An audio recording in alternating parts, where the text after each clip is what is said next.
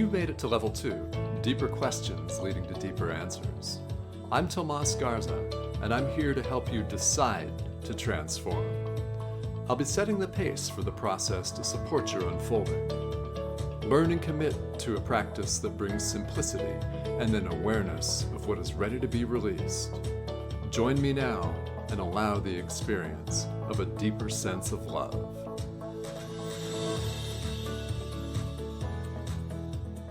Welcome to Decide to Transform. I'm your host, Tomas Garza, and this is going to be a fabulous show today. This is a show that I've been looking forward to, and I have been joined in the last few weeks by several tremendous guests, and today's guest is no exception. Hafeez Sumani joins me today from Calgary, Alberta, and Hafeez is the Urban G, Lightworker, and Alchemist. Hafeez is an inspirational catalyst, coach, and energy healer, an explorer of consciousness. He works with men and women who are yearning for a deeper and richer life with more love and connection. We are more than just our physical body, and through radical acceptance, compassion, and awareness is how we reclaim our inner power. We have learned to suppress and bury our emotions. And through energy healing and inner alchemy, we can learn to confront it in a safe, healthy, and loving space. We don't see things as they are, we see them as we are. Hafeez, welcome to Decide to Transform. Thank you. Thank you, Tomas, for having me. It's a pleasure. This is a real pleasure. And this bio brings up several questions, which is exactly what I'm always looking for here. But I'm curious, before anything else, how did you arrive at your current line of work as a lightworker alchemist? Ooh, that's an excellent question. Oof. Man, where to start? I would say so. All this journey started. It really took off in 2012. Okay. You know, that was a transition period for me where I graduated. I was graduating university. I had Olympic trials in Calgary as well too. So there's so much that was going on, and within that period, I found myself. I graduated from university, and I failed I didn't make the Olympics. I was injured. And that left me in a place of emptiness, a place of, okay, what do I do now? Like, I had this lifestyle as a student athlete, and this identity no longer is who I am. Mm-hmm. And with that, it caused a lot of inner turmoil, suffering within me that led me to seek out answers of who am I? You know, where am I going in my life, and ask the deeper questions. So that's how that started out. Okay. And what you were in the Olympic trials in what sport, what event? So track and field, Track. I was a 200, 400 meter sprinter. Okay. And you were injured during the trials then, is that right? Yeah, right before I had a long list of history of injuries with the sport, you know, and oh yeah, from like knee issues to Achilles. I ruptured my Achilles tendon, hamstring pulls, like you name it. Mm-hmm.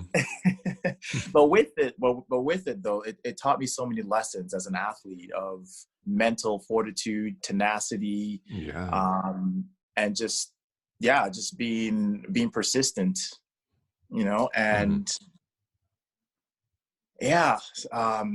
so towards the trials, about 2 weeks before the trials, I ended up pulling my hamstring, and that was it. I tried to see if I could, you know, recover in time, but it just was not enough time, and that was the end of my career. Oh wow. Okay. So how did that feel to have that realization hit you? It was like a ticking time bomb, so to speak. It was like a slow explosion of like denial. Like, nah, I'll be back, you know, I'll pull through this, you know, and it was just this trying to dissociate from the pain. I didn't allow myself to feel the pain. I didn't have any support to relieve, I didn't have a safe space to share my hurt and my disappointment. I held that in. Okay. You know? Yeah. Yeah. Well, and so because you held that in, I think that a lot of listeners would be able to relate to this, whether they were an Olympic in the Olympic trials or an athlete or not. I think a lot of people don't have support. They don't have a place to process emotions and feelings. So, yeah, how did that impact you not having that support? Yeah, the impact was I was up and down. I was like Mm, depressed, and I was, I'm generally a positive person, so I was like, no, right. be happy, it's okay, Hmm. and be behind that was it wasn't authentic, So with that, it just I just became withdrawn. I just withdrew, and I was just looking for distractions. I was whether it was TV or video games or some form of distraction to avoid the pain. Okay. You know, yeah. Yeah. And yeah, it took a while. It took a while for me. It wasn't until really 2014, really 2 years after that, that I had a space to share that, and that was at a retreat. It doesn't Mm, exist anymore, but it's called Higher Purpose, okay. and it was over in Boulder, Colorado. It was my Yeah. first time over there, and All right. similar to Calgary, the mountains, a beautiful place, Right. and it was a place where there was healers and serial social entrepreneurs, people doing creative things, and it was just a safe space. Hmm. And that was the first time I got to share one-on-one with someone. We did some vulnerable exercises like eye gazing, which Yeah. is Ah, yeah. you ever Yeah. done that? That Yes. was whew, Hmm. looking at someone in the eye for like more than a minute, like feel all sorts of things. Yeah, you do. So It's intense. so in that space, I talked about my experience as a track athlete and the expectations that I placed upon myself, and how I felt like I let myself down. I don't feel like I'm anybody because I didn't achieve my dream. So my self-worth was placed in that, and just getting it out there and just being heard. And with that, I just had a flood of tears. I like, Ah, yeah, okay. and it was such a relief, Mm, because it gave me hmm. permission to be like, hey, it's okay to feel that. It's okay to grieve it. I allowed myself to grieve the loss, Yeah. and Yeah. after that, I felt so much more space within that to be like, hey, it's okay. Okay. Yeah. And this was 2014, you said, right? Yeah. Yeah. So, okay. Well, then after that, once you had that space, what happened then? What happened then? It was, Yeah. I felt the sense of lightness after that. And I was like, okay, well, I want to explore. I want to learn more. I was exposed to energy healing there. Mm, At the retreat, I sprained my ankle playing basketball, and there was a okay. couple of healers. Hey, we'll do some Reiki. And I was like, what's Reiki? And then that's the Uh-huh. first time I got to experience that. And that Sure. ignited my Mm, curiosity. So it made me curious for knowledge. Okay, well, what is Reiki? What is energy? And these emotions, I felt lighter. And like, there's so much more within me that I want to learn about myself, hmm. right? Yeah. And then Right. from there, I just started reading as many books as I can get my hands on. From Okay. positive psychology to mysticism, and even traveling to Peru as well too. All right. Yeah. Yeah, let's talk about that. That's very interesting. I know people will be interested in this. So when did you travel to Peru? That was that same year, 2014. 14. Okay. Yeah. All right. Well, and what went on down there in Peru? So for Peru, I wanted to experience ayahuasca, right? So Yeah. I was curious. I saw a TED talk on it. Mhm. A researcher by the name of Graham Hancock, and he talked about it's called War on Consciousness, and he talked Right. about these various substances, from alcohol to caffeinated drinks, sugar drinks, right, Hmm. which shifts our state to being alert. And then there's these other substances, psychedelics, which expand our consciousness to look beyond just our reality. There's so much more out there, right? Oh, So yeah. that was the catalyst for me. I'm like, I want to experience this. I want to learn more about this. There's so much more out there. And it just, there was this thirst to experience and to learn more about that. And yeah, that's what led me on the path to Peru. Okay. And there was a lot of journaling. I had an empty journal, and I filled it up with my intentions. Well, what was it I was seeking to explore? You know, what we can call it shadow work. Really, that was really what I was seeking. I was looking to clear things that occurred in my life, in my childhood, what was holding me back from being the greatest version of myself. You know, and then this is a journey that is ongoing. It's never, there's no destination. You get there and then everything's all set. No way. It is ongoing. It's like a spiral. It's like a spiral where you just keep going, and then you come back. You're like, I thought I dealt with this. Like, there's more, and you just keep going deeper and just learning more about yourself. Yeah, you do. And just when you think that you've learned as much as you possibly can, then there's a whole nother depth to be explored. Yeah. Yeah, absolutely. All right. Well, so then you traveled quite a bit then in this thirst for experience and lots of learning. And at what point did you begin to call yourself then an alchemist or a light worker? How did that evolve? So Alchemist, that came from one of my favorite books, The Alchemist by Paulo Coelho. Oh yeah. And you know, and also as well, like as an alchemist, right? Someone that turns lead into gold. The way I see it, it's a metaphor, right? It's you know, another one would be like turning lemons into lemonades, you know, seeing the silver lining of things. And that was exactly what that was for me, is that no matter what comes my way, you know, whatever obstacles, challenges, I look at it in a way that that serves me in a higher light. Okay. Right. So that alchemist that's exactly what it is. Everything that I experience, you know, I take it in. You know, like something that I perceive as uncomfortable or painful, honoring that, acknowledging it, right, and then from there looking at the lessons that come from it. Yes. You know. Yeah, and so where does the term light worker that's frequently misunderstood out there, you know, where does that fit in, and actually, how would you define that for a listener that's not sure exactly what that means? Light worker, yes. A light worker is someone that is, you could say, like a healer, right? Someone that does that inward journey, that to understand yourself and to expand yourself in a positive way. Yes. Okay.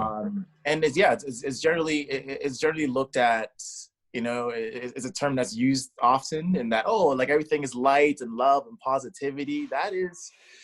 That's the effect of it, but there's so much more to it. It's really about going into the underground, into the darkness, the shadow side, the parts of ourselves that we suppress, that we feel shame and guilt, going into that and being able to sit in the mud and being okay with that, being okay.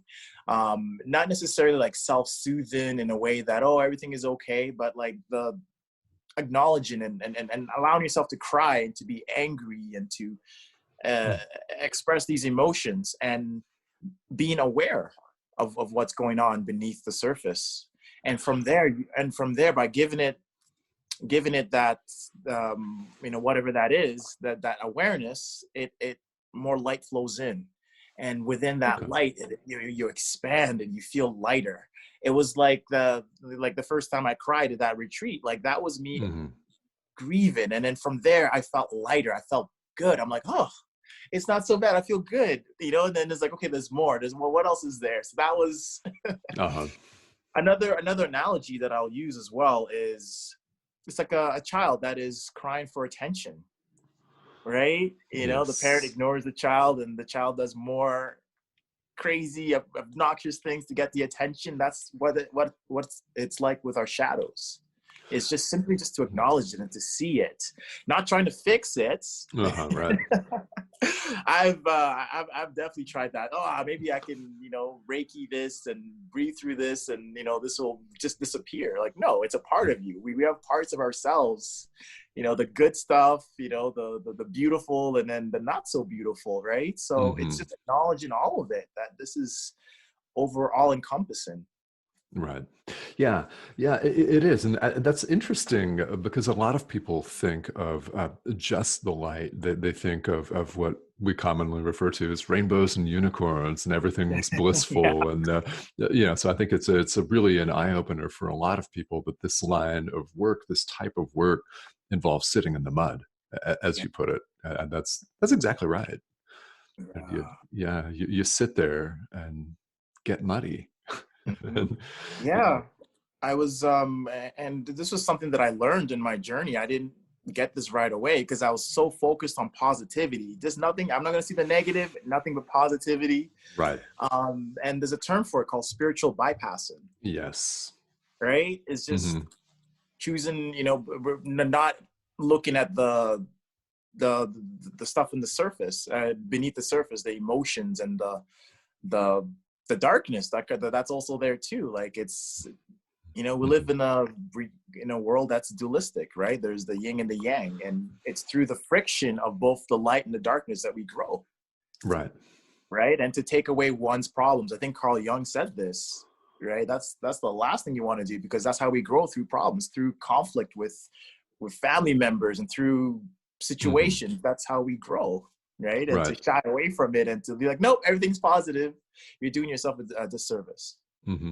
And when somebody does that, because we've all met people, we all know and work with people that do this spiritual bypassing, call it whatever people will. What happens when you don't, as a human being, you don't go there with the deep, the dark, the mud, all of that. Yeah, it's like that, going back to the analogy of the child that is crying for attention, does more and more Okay. crazy things. It'll get you. Yes. It'll emerge in a way that, that will force you to confront it, Hmm. right? It's like life, tosses you a beach ball before it tosses you a bowling ball, right? Oh yeah.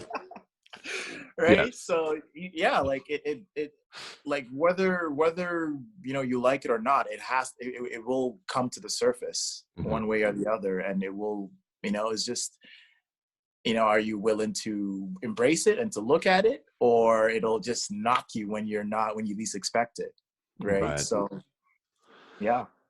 Yeah, I think a lot of people can relate to getting clubbed, clobbered, knocked down, bowled Hmm. over, so to speak. Yeah, most definitely. And because this is the type of work that people sometimes really want to shy away from because it's not pleasant, it's not pretty, and it will be painful. It will bring everything up. When you work with people, how do you help them to deal with that unpleasantness? Yeah, I like the if I could sum it up into one thing, it's really creating a space where they feel safe. That's the biggest thing, Yeah. is that you're Yep. safe. You feel safe, and then and within that space, I'm here to listen, just to listen and just to reflect, be a mirror. Okay. Hmm. That's the number one thing, and it's Yeah. not for the intention of, oh, I'm going to fix you or I'm going to heal you. Like, no, like I am just here to help you through it, and to, and through the revelations, the wheels start to turn, like, oh, like that's, like there's so much. It's so therapeutic to get it out of your head, because we have so much going on in our minds, right? Hmm. That, once we say it out loud and then we hear it, it's like, huh, that felt good to say it out loud, or it's not as bad, or it sounds ridiculous now that I say this, right? Hmm. So Right. yeah. Yeah. Yeah. So it's just really a matter of showing up and being present for Yeah. people and seeing what comes for them. Yeah. Yeah. Hmm. Okay. Yes. Well, then, the emotions we've talked about people suppressing those emotions, and how prevalent is that in your work with people as an alchemist, as a light worker? I mean, how does this show up for the people that you're working with? Hmm. Yeah. So there was a Taoist master that said that enlightenment is 50% posture, right? And it is Yes. through my interaction, I'm watching the body language, right? Like, are your Hmm. shoulders relaxed? Um, are you leaning back? And like body language is everything, right? And then the breath as Yeah. well too. Are they breathing deeply? Is it a shallow breath? Are they breathing from the belly? Um, those are the main indicators that I look at as well. Hmm. And also um, also what they say as well too. So they mention something in their past, like something emotional, and then did they sit with it? Did they pause? Did they allow themselves to feel that emotion, Hmm. right? Or is there a Yeah. level of avoidance in there in which they would go off on a tangent and tell some story to distract? So it's really just holding that space and just paying attention to what comes. Um, what I feel from the interaction, and so there's so many levels that happens from that interaction. Yeah, yeah, there really are, and there are a number of people listening that are familiar with some form of this process, and some that aren't. So I think it's really interesting to talk about. And you also mentioned in your bio that you are experientially aware that we're more than just the physical body. Um, at what point did you become experientially aware of being more than just the physical body? Mm. At what point? Ooh. There's so many there's so many points, so many stories, experiences from there. Definitely Yeah. the ayahuasca experience for sure was one visceral experience of Mhm. um for those that don't know, ayahuasca is a plant medicine based in the Amazon, and it is prepared by shamans, right? Medicine man or medicine woman Yeah. that hold the space, right? Hold a space and a ceremony around this brew that you drink, right? And then like it's not pleasant. It's not something that you do for fun at all. Like it tastes awful, horrible, Yes.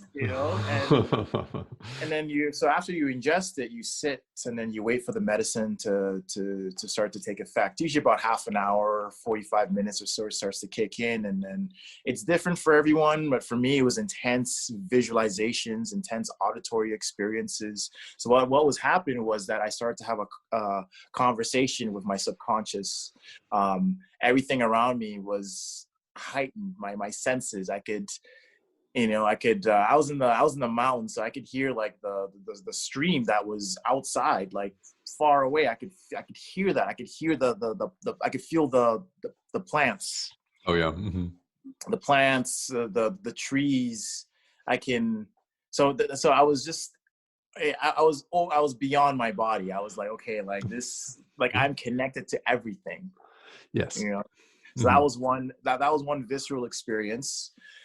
Even in meditation as well too. I've done Vipassana meditation, which is a 10-day silent retreat, Mhm. which yeah, you're absolutely, like, you don't talk to anyone, and you learn a technique, a meditation technique in which you sit to observe the sensations in your body. And I think halfway through, I think on the sixth or seventh day, I started to feel sensations that were beyond my body.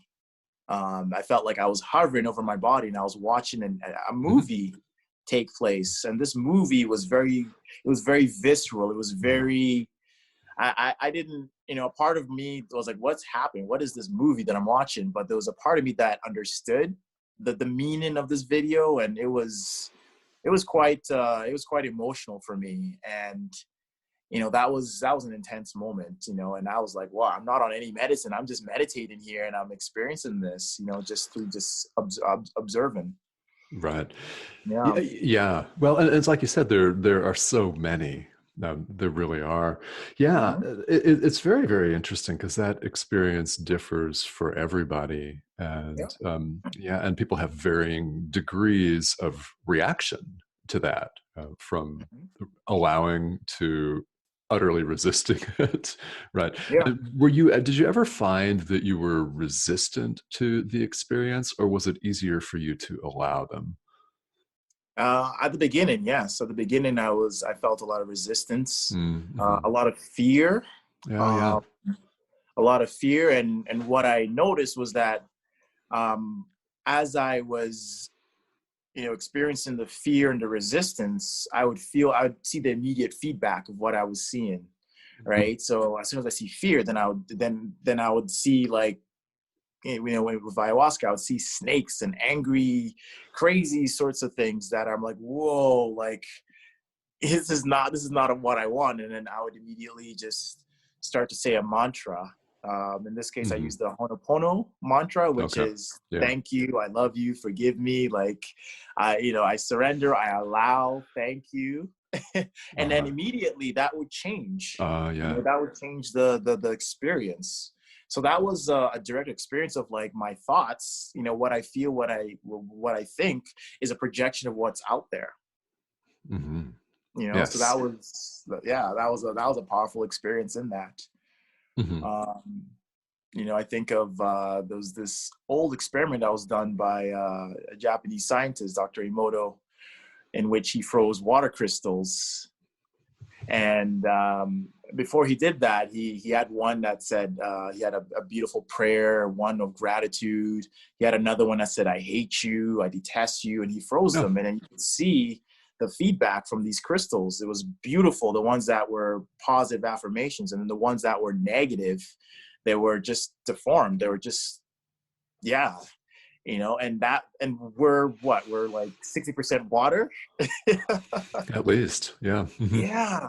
Yeah. Right. So it's such like how we think and how we feel about ourselves, especially how we feel, with Right. ourselves, Hmm. right? Because it's like the words are important too, but the feeling behind it is also important, right? So when it comes to mantras and not mantras, but affirmations, that, oh, I am this, I am wealthy, I am this.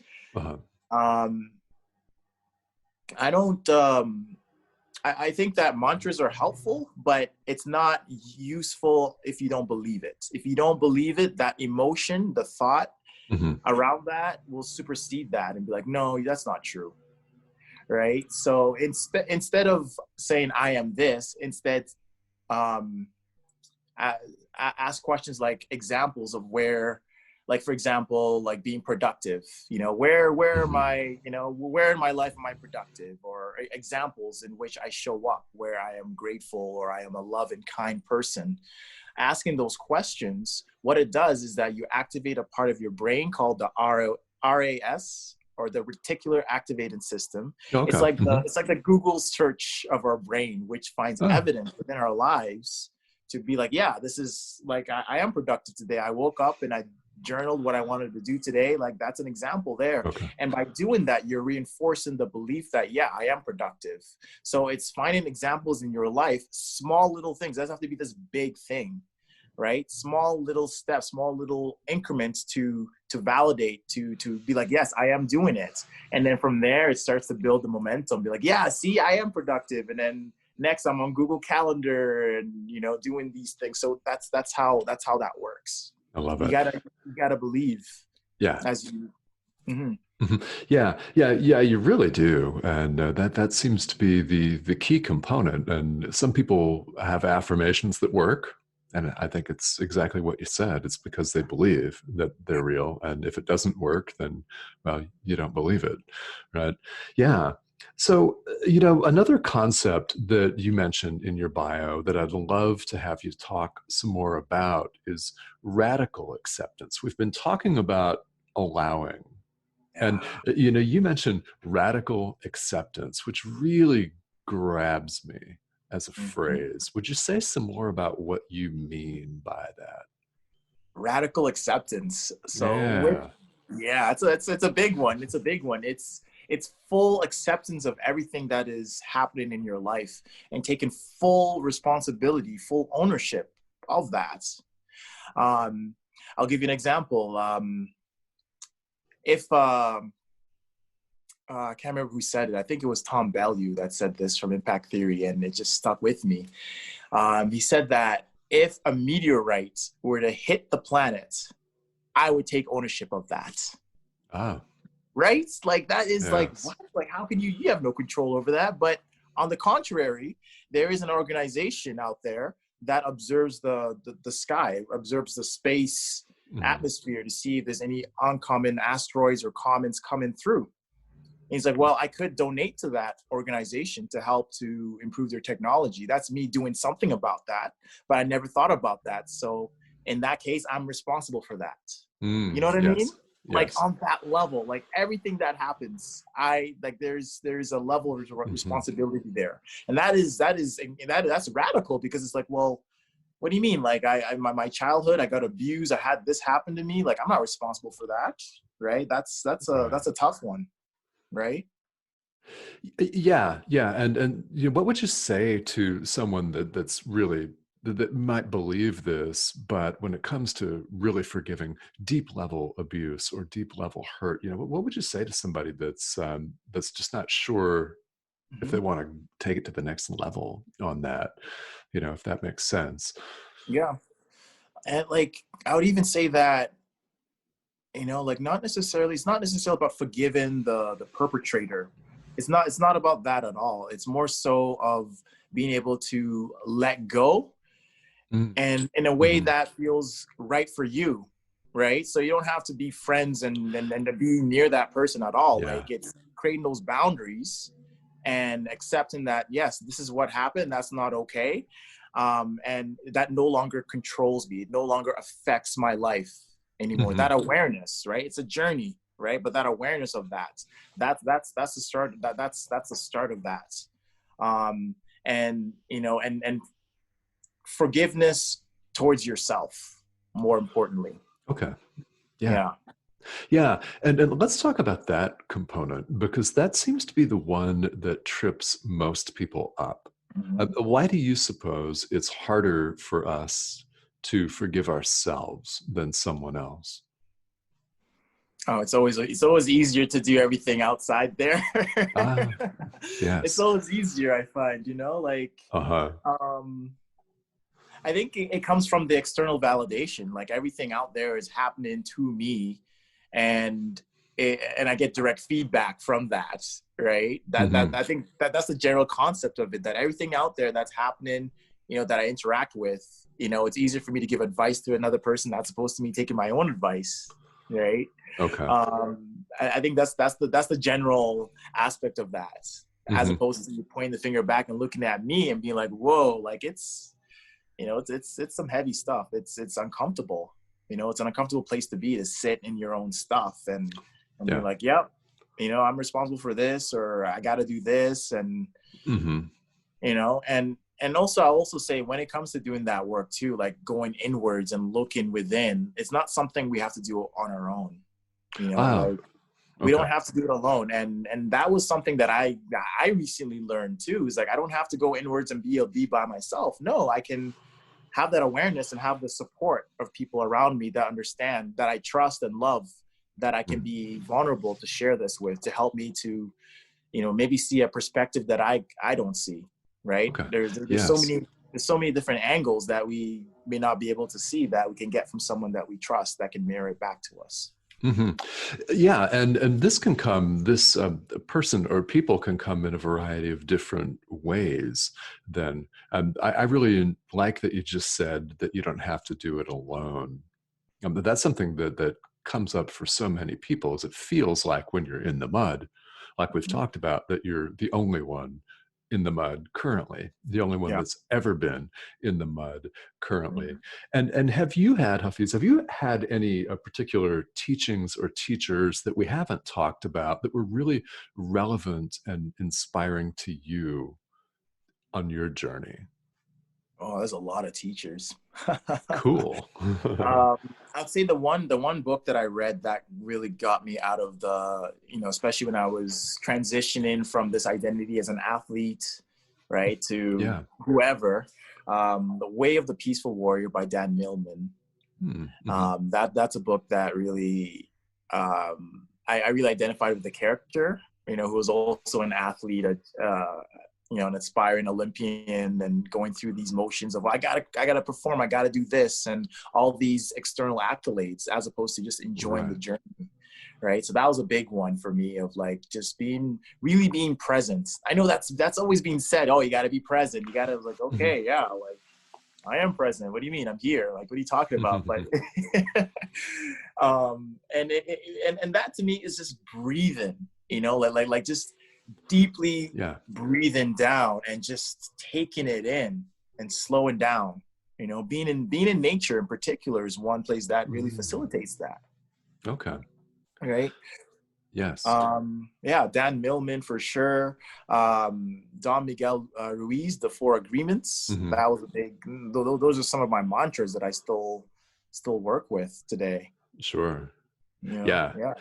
Yeah, yeah, those are big. I think a lot of people would be familiar with those, and one of the ones that resonates the most with me of the four agreements is do your best. I think it really is. It's interesting how often we sabotage ourselves, and it's we're critical of ourselves, yet want to forgive other people sometimes. Mhm.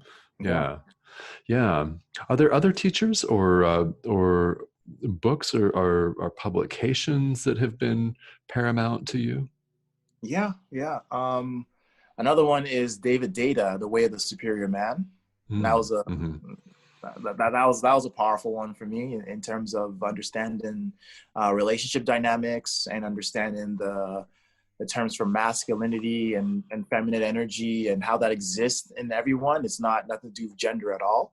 Yeah. Um, and just being with your purpose, and just understanding Hmm. that there is no end, right? Like, oh, if I work hard and I accumulate this much money, then I can finally rest, right? This notion of that, like, it's no, it's never like that. Or if my partner fully understands me, then there'll be less fighting and everything will be love and Mm, peaceful. And no, it's yeah. it's a journey. It's a journey of it's like a wave, ups and downs, right? And just being able to learn to surf the wave, Ah, right? yes. Yeah. Yeah. It really is like that. I love that you've said there is no end. Yeah. Yeah, Yeah. yeah, we arrive at one place and then there's another journey ahead. It's all a consistent journey. And I want to ask you a question about something that you just referenced about the masculinity and femininity, because I know you've done some work around masculinity and femininity. What does that look like in your practice? How do you work with people on that particular dynamic? Hmm. So when it comes to working with both polarities, especially when it comes to masculinity, I'm Hmm. part of a organization called Kings of Hearts, in Okay. which we Yeah. create safe spaces to talk about, what healthy masculinity is, and talk about the pillars: awareness, character, vulnerability, and being of service. So some practices when it comes to masculinity in particular, it's basically like it's consciousness, pure consciousness, and just um, knowing your purpose, your deepest purpose, being able to be Hmm. still, right? Meditation, Yeah. breath work, doing work that is purpose oriented. It doesn't necessarily have to be with career, right? That's a big Right. Right. Yeah. misnomer. I gotta be making money doing my purpose. Like, it's like right now I'm here having this conversation. I'm in my purpose right now, Yes. right? Like, it's as Yes, you simple are. as that.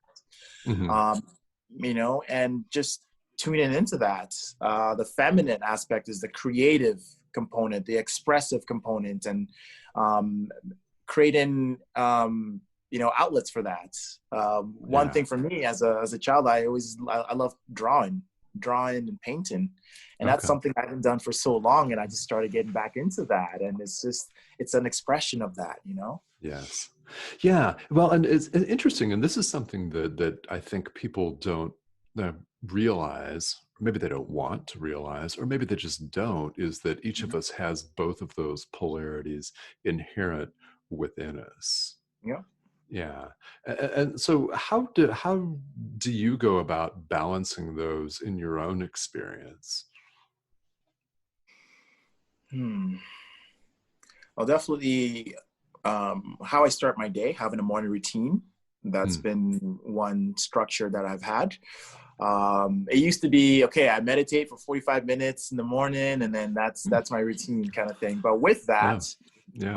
I was craving some more room for creativity, you could say. Like I wanted to, well, I don't feel like meditating 45 minutes today, but how about I create a structure of 45 minutes. I can I could just sit there and do nothing, or I could journal, or I could read a book, or I can do breath work, I could do yoga, however I feel in that moment. So one day will look different. So within that container, I allow myself to express that feminine aspect of me, of Mhm. what I feel in that moment. Yeah. As an example, yeah. Yeah, yeah, yeah. I like that because I think that with men and women, I think that there are a lot of people that identify so strongly with one polarity that they're actually afraid, in some respects, of the other. Yeah. And yeah, and that's a good example of how you can balance it. Mm. Yeah.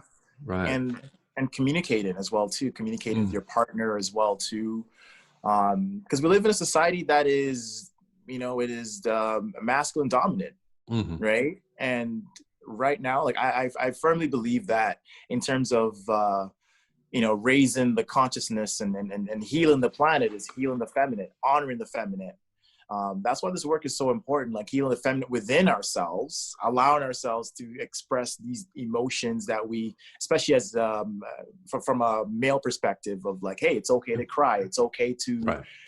to express yourself deeply, Mhm. being vulnerable. um Doing that as well, like once we do that within ourselves, like collectively as well too, there'll be a shift in that. That's why it's so important. Yeah, yeah, it is. It's really critically important Mhm. work, and I think that it's getting a lot more notice, I Yeah. guess is the word, than it was before, say, Yeah. 10, There's 15 years ago. Mhm. yeah, because there's a crisis with mental health. It's gone up Mm. the roof, especially Yeah, with COVID, like that right. like it's so rampant now. It's yeah. Yeah.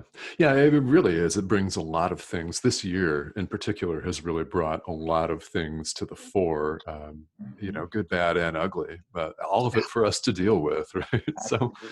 so Yeah. Hafiz, how can people find out more about the work that you do, and how can people reach you? Yeah, definitely reach out to me on. I'm pretty active on my social media platform, Okay. Instagram. So Yeah. there's Hafeez Alchemist, and I also have Urban Lightworker as well too. Okay. And then also Facebook as well too. You can reach me on there. Just shoot me a message and I'll respond. And I just love connecting with people and just hearing their stories and Yes. in any way I can serve. So those are the main ways for sure. Okay, wonderful. Yeah, Yeah. thank you. And I can attest from having worked with you that you're a master of social media, Instagram and Facebook. So it's Hafiz Alchemist and Urban Lightworker on Instagram, and Hafiz Sumani on Facebook. Yes, And that's right. yes, and where else can people find you busy these days? Because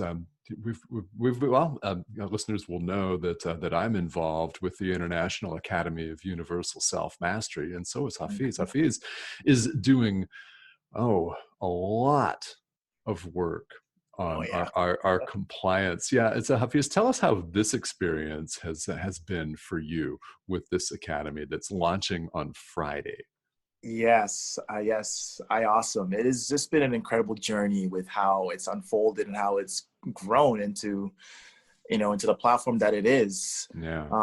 It's just it's just so in alignment with everything that I'm all about, which is, putting out knowledge out there for people that are seekers that are looking to expand in the journey of self mastery. and with social media as well too, putting out the broadcast out there, Yeah. and also with the compliance team as well too, in which I get to go through the courses. And before I say that as well too, IAWESOME, what we're about is, it's really about the students, right? We don't do any marketing and no sales, nothing at all. It's just an environment where, a collaborative environment where you can interact with the teachers and the students and get the support, and you can grow together, right? That's what makes it so unique. So I get to go through these courses from all the faculty members. We have about 200. Nice. So I get to go through the courses, and I get to learn as I go through them as well too, which is a treat for me. It's like a kid at a candy store, honestly. Yeah.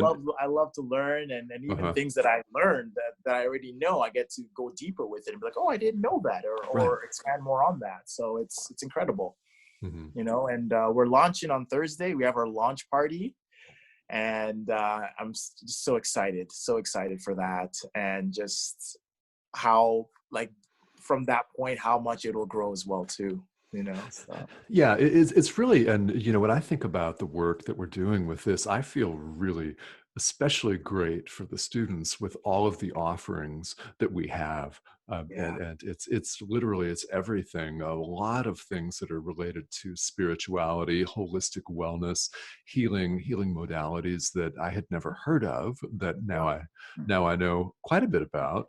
And there are fitness classes, business classes, and Hafeez, you nailed it. It's an online learning community. That's I think where the real energy lies.